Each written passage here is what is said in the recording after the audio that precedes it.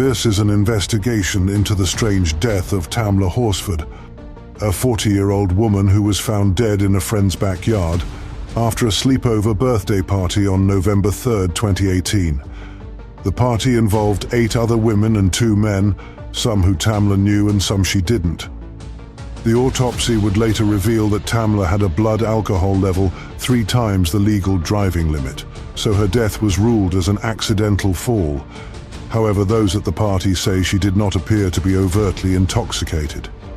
Another strange detail is the fact that one of the men at the party was friends with the detective investigating the case, which leads to the question of whether a cover-up may have occurred.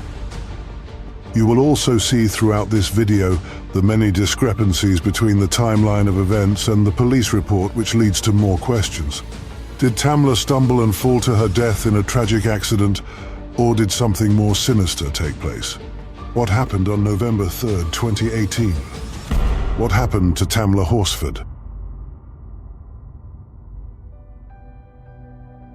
Tamla was a homemaker and mother of 5, married to Leander Horsford, who had a daughter from a previous relationship who Tamla took under her wing.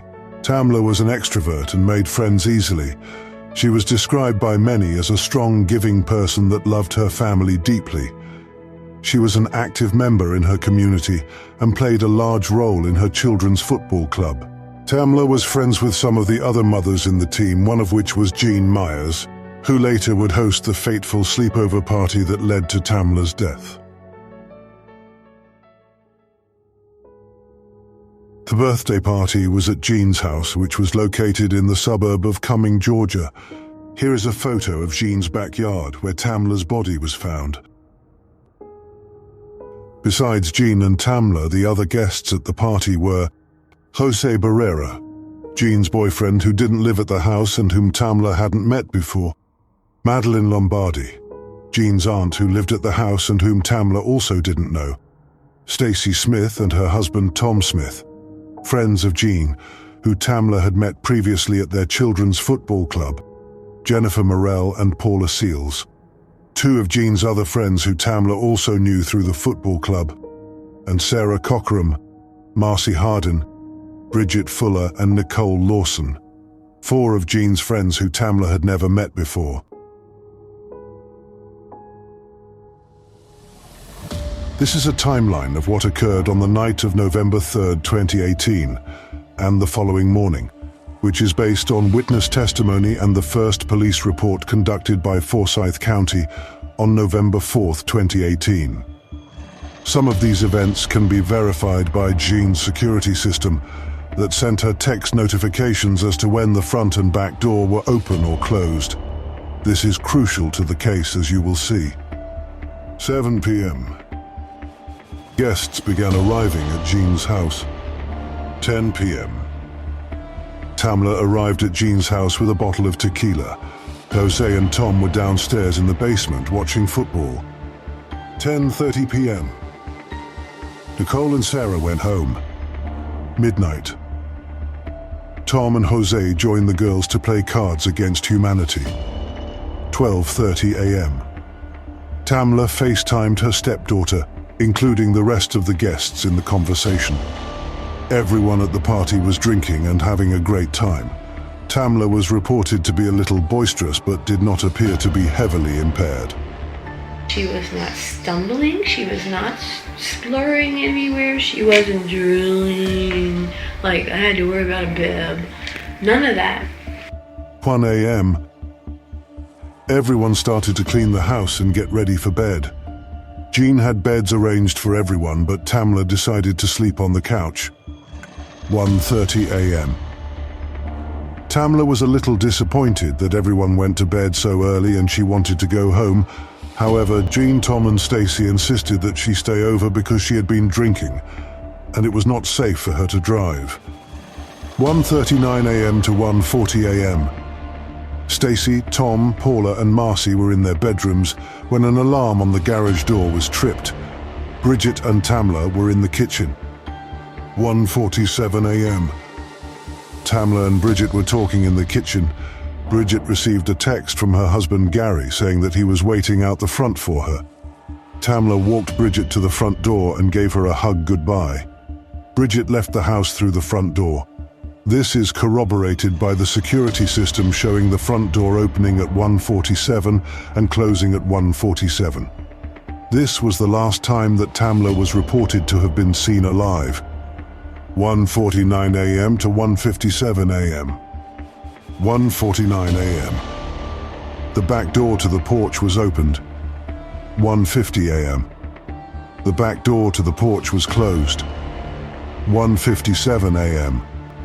The back door to the porch was opened and was left ajar all night.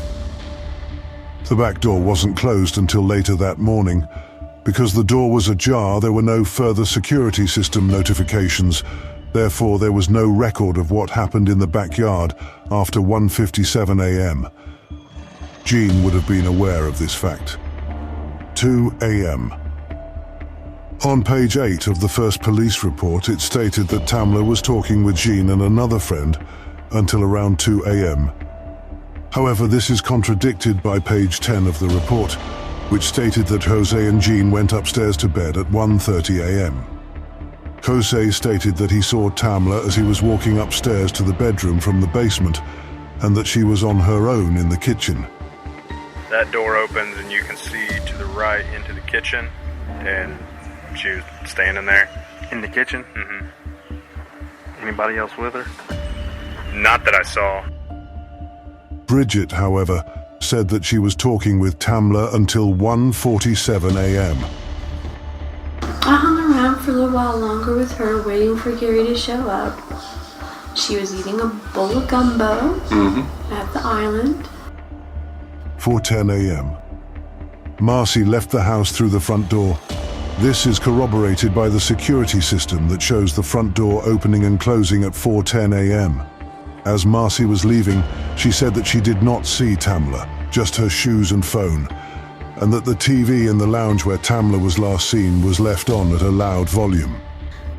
I kind of looked over in the living room because the TV was still on when I left too, and it was really loud. 7:45 a.m. Paula left through the front door, yet there is no security notification of her exit. When she left, she saw that the TV in the lounge was switched off. 8:30 a.m. Tom and Stacy left through the front door, and once again there is no security notification of their exit. They both reported that the TV in the lounge was off, and that they had seen Tamla's shoes and belongings, but no sign of Tamla.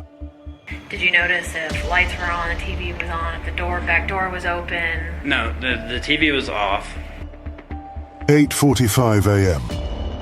Madeline was looking out the kitchen window while making coffee and saw Tamla's body lying flat in the backyard. She said a prayer, then went upstairs, knocked on Jean's bedroom door, but no one answered. She went back downstairs to Tamla's body and saw that she wasn't moving. Madeline then went back upstairs and yelled out that she needed Jose and told them that Tamla was face down and not moving. According to Madeline, there was a time lapse of 5 minutes between the time she told Jose about Tamla to when Jose actually checked on Tamla. Jane then asked Jose whether she should call 911. 9 a.m. Police responded to a 911 call made by Jean. She was instructed by the operator to find a pulse. Jose looked and said he could not locate one. The lead investigator, Michael Christian, told Tamla's family that she most likely tripped on a piece of landscaping in the backyard and fell flat on her face in the rock garden. The reason for this assumption was due to abrasions found on Tamla's shins and face. This was later contradicted by the medical examiner Andrew Koopmeiners, who suggested the injuries were more likely caused by a fall from a much greater height, and that in his opinion, it would have been impossible for Tamla to have received her injuries from a ground-level fall. Tamla sustained blunt force trauma to her head, along with a broken neck and abrasions to her eyes, nose, chin, and right temple. There was a subdural hematoma on the right side of her skull and a ruptured blood vessel in the right side of her brain, along with a laceration to the right ventricle of her heart and a fracture in her right wrist. There was a partial dislocation of her atlanto-occipital joint, which is located at the base of her skull, suggesting a high-energy trauma. Tamla also had multiple abrasions on her left hand, wrist and fingers, as well as both of her shins. Trace amounts of less than 25 micrograms of alprazolam, otherwise known as Xanax, and 2 nanograms of THC were also found in her system, but nowhere near enough to elicit a fatal reaction. There was no trace of any other drug in her system besides alcohol. Initially, it was thought that Tamla may have had a medical event that led to her fall. However, the autopsy shows no abnormalities with Tamla's coronary arteries or valves, ruling out a heart attack. There were no abnormalities with her cranial nerves and no signs of blockages, suggesting no signs of stroke. Assessment of all other organs showed Tamla was in good health, ruling out the suggestion that a medical event predicated her fall. The medical examiner ruled that Tamla's death was an accident resulting from a fall, but the question remains, how did Tamla fall? And were all the injuries sustained pre-mortem, or were some post-mortem to cover up what may have happened? This case has drawn a large amount of attention from the media, and even some celebrities such as 50 Cent have implied that the incident was racially motivated because Tamla was the only black person at the party. We, at What Do You Think Happened, are not going to get caught up in the political aspects of this case. Instead, let's focus only on the facts. During the first investigation by Forsyth County on November 4, 2018, no electronic devices or phones were collected from the people at the party. Therefore, any evidence that may be linked to foul play would have been deleted. Satellite navigation data from the guests' vehicles was not requested, and no fingerprints were taken. There was no sexual assault kit administered on Tamla's body. There was no mention of the garage door opening and closing between 1:39 a.m. and 1:40 a.m., or any mention of the security cameras being inactive since August 2018 due to drained batteries. There was no mention of Paula leaving the home at 7:45 a.m. The neighbors were not even asked any questions, and witness statements were not recorded. Due to the publicity that this case received, the Georgia Bureau of Investigation agreed to reopen the case on June 18, 2020. Despite the fact that 18 months had passed since the initial investigation, GBI investigators requested the phones from all the guests at the party so that the data could be copied and assessed.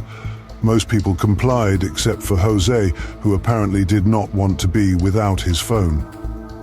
He also declined a lie detector test, claiming that it wouldn't change the suspicion that people had of him. Sometime tomorrow I get up with you, maybe coming back, bringing it to you here. It's just a way I can help gather everything I can. Right. And to help eliminate your name. Yeah. I mean, I don't mind giving up the phone, just not under like one night to the next. Like, I mean, I keep it on me. Work phone stays on me. Like, you know, I need it. Go about it. That's why I've got no problem answering questions or anything like that. The same picture's gonna be painted across the board. I'd actually have to think about the polygraph, not out of, there's some guilt there, but out of what more do I have to gain from taking that? Jose was fired from his job as a pretrial services officer when he was found to have accessed Tamla's file. He claims that he was not abusing his role as an officer for the court and that he was accessing information available to the general public. He stated that he was simply curious as to whether the case had been closed or not, which is highly suspicious. Was Jose telling the truth? Unfortunately, the second investigation by GBI did not bring Tamla's family and friends any peace of mind. No charges were filed and all the burning questions remained unanswered.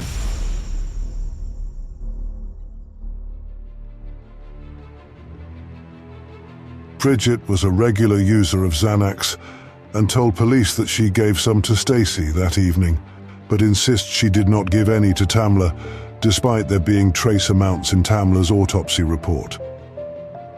Why is it that Stacy initially denied receiving Xanax from Bridget, but then later retracted the statement saying that she did? Why did Tamla have Xanax in her system, since she had never used it before, according to her family? Who turned off the TV between the hours of 4:10 a.m. and 8:30 a.m.? Stacy, Tom, Paula, and Marcy said there was no one in the living room. Therefore, who turned it off? When Marcy left, didn't she think it was strange that the TV was on and no one was there? When Madeline saw Tamla's body from the kitchen, why didn't she go outside to see if she was okay? According to Madeline, she knew something was very wrong because she did not see Tamla's body move. How did she know that Tamla was not simply unconscious? Why didn't she call 911 before going upstairs to tell Jose and Jean? Her lack of action may be attributed to shock, but why did she pray before going upstairs to tell them about Tamla? It is as if she already knew Tamla was dead, but how could she possibly know that if she did not go outside to check the body for herself? Did you ever touch Tamla? No. Nothing?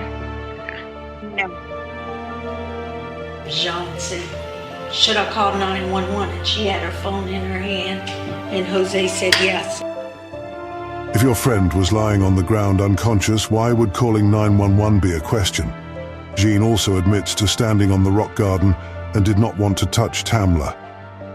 Why not? If you have nothing to hide, why not touch the unconscious individual to see if they are okay? He touched her back because I was like, don't touch her. And he's like, we have to. Because he was on the phone and he touched her. And he said, she's not breathing. And then he went, I think he touched her leg.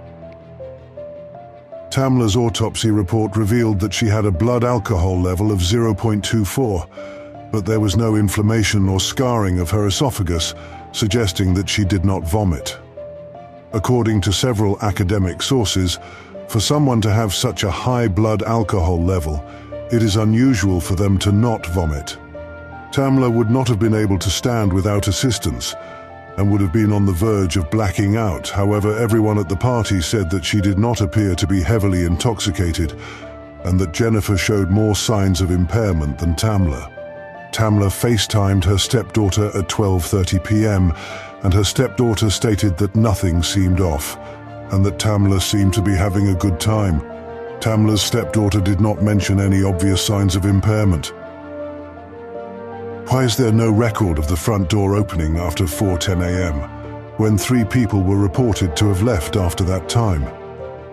The security system shows someone had opened the door at 1:49 a.m., then closed it at 1:50 a.m. The door was then opened again at 1:57 a.m. and then left ajar all night. Tamla was last seen in the lounge at 1:47 a.m. by Bridget. Tamla was a smoker and had been going in and out all evening to have a cigarette on the balcony. While it is possible that Tamla could have gone out at 1:49 a.m. to have a cigarette, it is very unlikely that Tamla would have finished her cigarette between 1:49 and 1:50, then gone out for another cigarette only 7 minutes later. It is more likely that she went out for a cigarette at 1:49 a.m. and did not return back into the house. This presents the question of who left the back door ajar at 1:57 a.m. Because the door was ajar, the security system was unable to register any other movement from that point onwards. Jean would have been well aware of this fact.